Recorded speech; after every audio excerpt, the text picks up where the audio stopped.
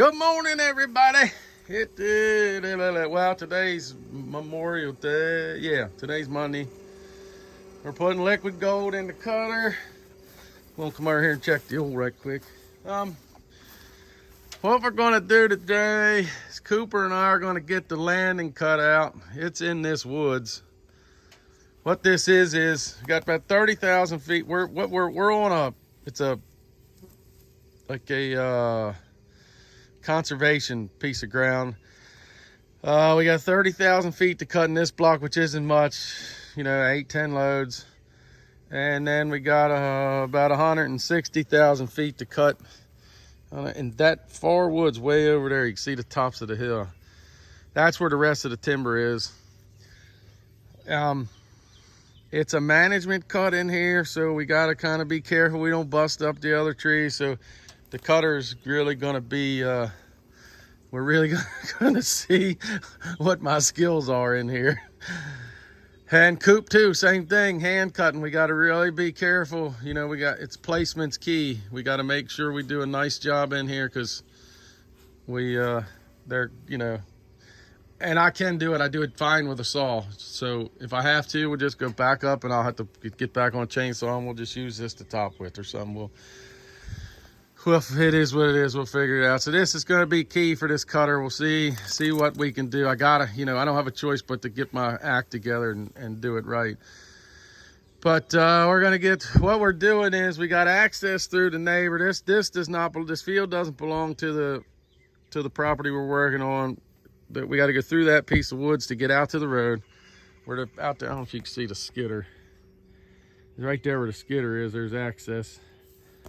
We're going to cut across this guy's field that we paid him rent to use. We're going to go back in this woods a little bit. Actually, the landing is going to be on this landowner because we got to skid through his woods to get to the block that's marked for this conservation place. So the focus today is put the landing in, get that pushed off, get truck access through the woods. We got to trim that road back, push some of the edges back so the trucks can get around some of the trees, trim the limbs, which this cutter will come in handy for that because we should be able to just go up through there and zip, zip, zip, zip and cut them. So that's the focus today, is just get the landing put in. Once we get that straight, then Coop and I get down there and maybe we'll start working on cutting some. If we get a load or two out today, that'll be good. And then that way we'll be set up to just hit it wide open tomorrow and the rest of the week. It's going to be hot. It's supposed to be hot all week. I think they're pushing 90 some degrees today. So summertime heat, we're in it right now. It is what it is. Even the little dog's looking like, man, Dad, this thing holds a lot of diesel fuel.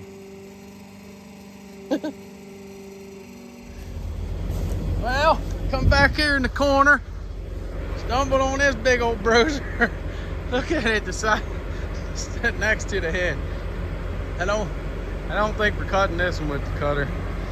The only bad part is I got around the other side because leaning out over the neighbor's field. Going behind it with the cutter and push it. She's bad over here. But oh well, it's marked, got to go. I don't know if you can see this hog. We're gonna rip her off the stump. Hopefully I got enough of it cut off. I think I do anyway. There she goes. Right in the hole. Holy. Timber.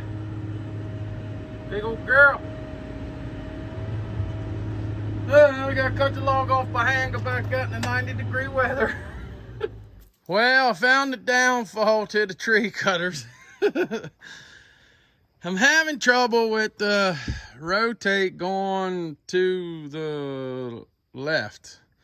I don't know what's going on. It goes and then it don't go, and then it goes and it don't go. Well, I got the hoses twisted up and tore one of them. And now I'm trying to get to it.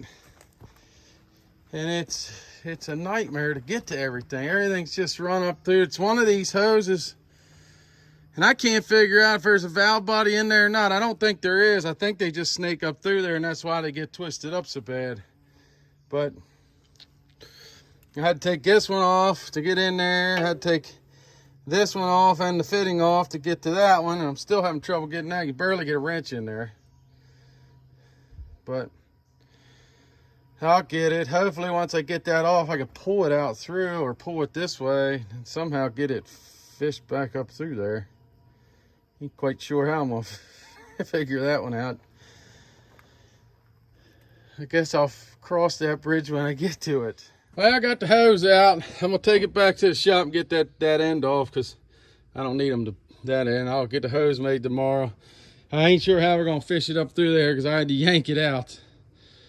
So I don't know if we'll run a tracer rope or something up through there. I don't know. I have to think about it tonight, figure out what I'm going to do there. And then I don't know what we're going to do with the rotate. I might have to get somebody to come out and look at that. I switched. Sometimes there's little like, I don't know, I call them solenoids, but they're hydraulic something else. So when you hit the button, it works with the electric. So I switched it, because sometimes they'll act up. So I switched the one for the rotate with the lower arms, because I don't really use them that often. So I switched them up, and I went down in the woods and thought, well, that might, ran it for a little bit, and it started acting up again. So there's obviously somewhere between there and that joystick is a wiring issue that I'll have to try to figure out. I don't know what I'm going to do there, unless I just splice into it and run 2 new wires, fish it through the part that's got the wires running through it, which is not going to be easy either. But I don't know. I'm not sure what I'm going to do there yet. Might work on it a little bit tomorrow after we put this together. We're still waiting on the loader anyway. They're supposed to bring the loader up there, but I still ain't too sure about this cutter. I mean, we started cutting probably 9 o'clock. I guess I blew the hose around 2:30, and that's all we got. That ain't squat, really. I don't know whether I'm spending too much time cleaning it. It does look really nice back there. It looks a lot better than it would have if you cut it by hand, but I don't know if it's worth the extra time and fuel or not. I don't know. I'm not going to give up on her yet, but we got to get her straightened out before I can really get the hang of it. I was having trouble today with the rotate, so I was messing around with that, and so that took some time. But oh well, we're going home now, get the hose made tomorrow, and tomorrow morning early, and try it again. Well, we fixed the hydraulic hose this morning. What time is it right now? It's about 10:30. I tracked all the way down in the woods. We fixed the wire up there on the rotate that I thought was the problem. Just replaced it. Looks like somebody jerry-rigged it up there. Got down in the woods, cut one tree, and it's acting up again right now. It's not even working. I'm pulling the trigger now. It's not going left, or rotating to the left. Rotates to the right, but not to the left. I got it narrowed down that it's somewhere in the line that runs up the boom. So what we're going to try to do is run a separate wire through that hose. I just got to figure out how I'm going to fish it through there. I have to get something stiffer to put through there, but we'll figure it out hopefully. All right, got a fish tape, and what I did was, you can see the fish tape. This hose right here has the wires. What it does is it comes out of the cab, runs up into this plug right there, and then it runs through here, and then runs all the way up over the boom. What's going on is when it won't rotate, for some reason I can grab this bundle of wires and shove it in and out inside this tube, and it'll start to work. But as soon as you drive and bounce around a little bit, it quits again. So it's too many wires to try to cut and pull that out and repair. So what I'm gonna do is, now that I fished this up through there and it's out on the other side, I'm gonna find out which one of them wires is the one that activates the rotate, and I'm just gonna rewire it and pull a new wire through out to the head and then attach it in here. Now what, this morning when we was fooling with it, somebody's been in here, because somebody's repaired all this. Like, these wires are supposed to come out of here, go into this plug, and this plug to all these little hydraulic solenoids. Somebody has been bypassed this plug, so there must have been an issue in the past inside this plug. So I originally thought that this is the wire that is for the rotate. So I originally thought that maybe the connection was bad where they spliced this together. So I fixed that this morning, and it didn't do any good. So it's somewhere from here to back there where we just were, we fished this tape through. So I'm gonna tape a piece of wire to here real good and pull it back through, hopefully. And then I'm just gonna, like I said, find out which wire back there it is, splice it into this one, and I should be good. That'll at least eliminate that. And then from there, I don't know what we're gonna do. Wiring's tough. It's a pain in the butt, but once you figure it out, at least then you know where to look for. But it's a lot going on when you got a machine like that. It's got all these buttons inside the cab. It's a lot of wiring to make it all work. It's neat, so you can just sit there and push buttons and makes it, you know, but it's just, when it ain't working like it's supposed to, it can be really aggravating.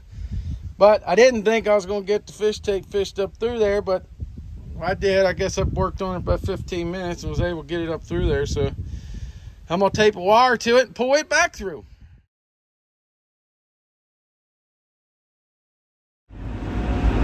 All right, I've been running it for about, what time is it? About 45 minutes now, and she's been working pretty damn good. So I think we got her figured out.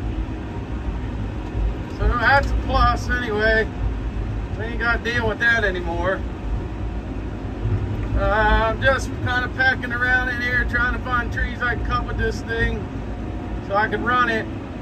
I'm gonna hand stump some big ones here in a little while. Got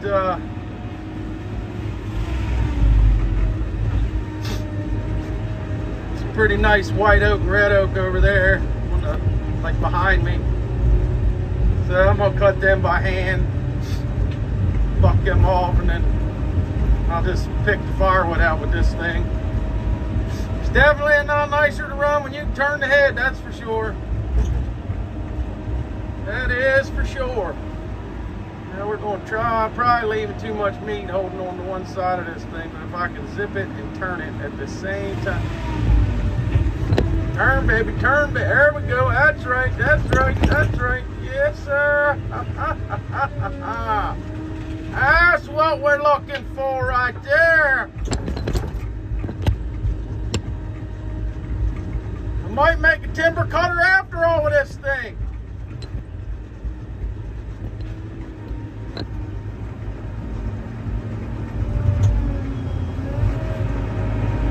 This is where she pays off right here.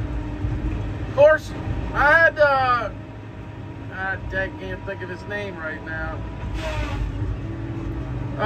We've been talking back and forth. He's actually got some family lives up my way, which is pretty cool. It's a small world. But them guys are running to Ryan's Head, and I had one of them. Of course, the one I had was on the excavator, the old wore out excavator. I had switched it to a smaller carrier. It just didn't work for me. I think part of the reason was I just didn't give it enough time. But I had a lot of money tied up in that machine, and I, for some reason, just couldn't justify the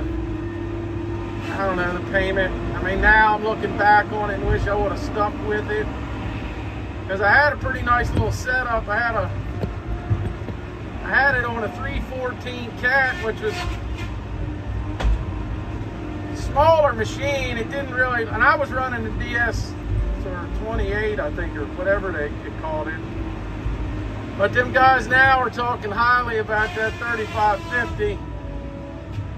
So, I don't know, it might be something to consider in the future. Going back to that, I did like the way it worked. It was nice and nimble.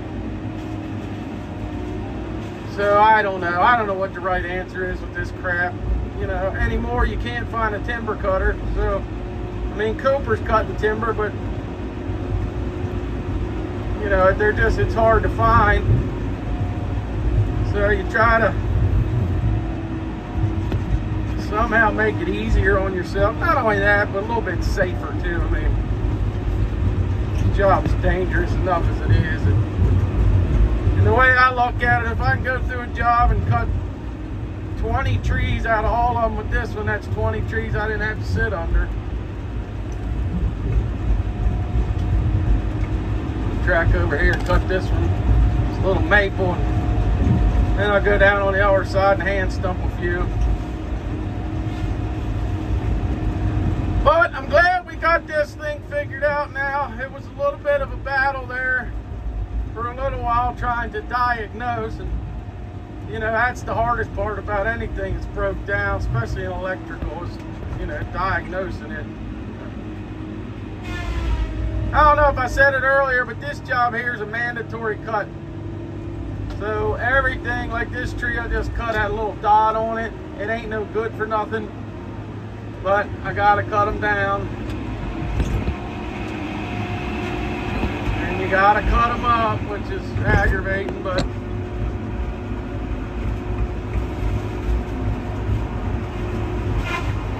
the cutter does make short work of that, that's for sure.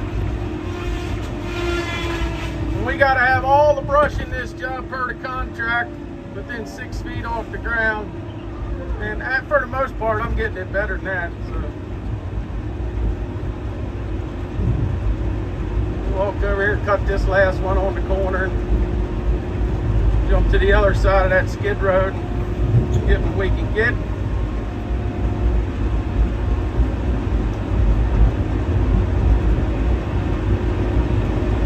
Actually, you know what I'm going to do? I'm gonna go around this one, I think. Just drop it back in the woods.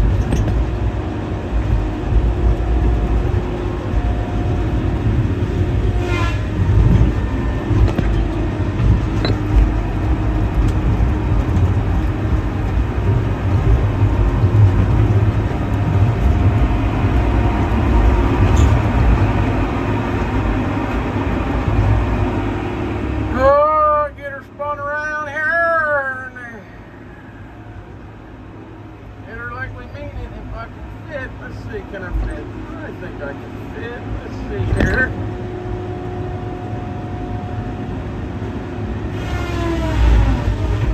There she goes. I want to try. Squeeze it through that. There it goes. That's right. That's what we wanted. Alright, I'm going to cut this one off. It's going to be getting a little long. So I want to thank everybody for watching, and we'll see you on the next one.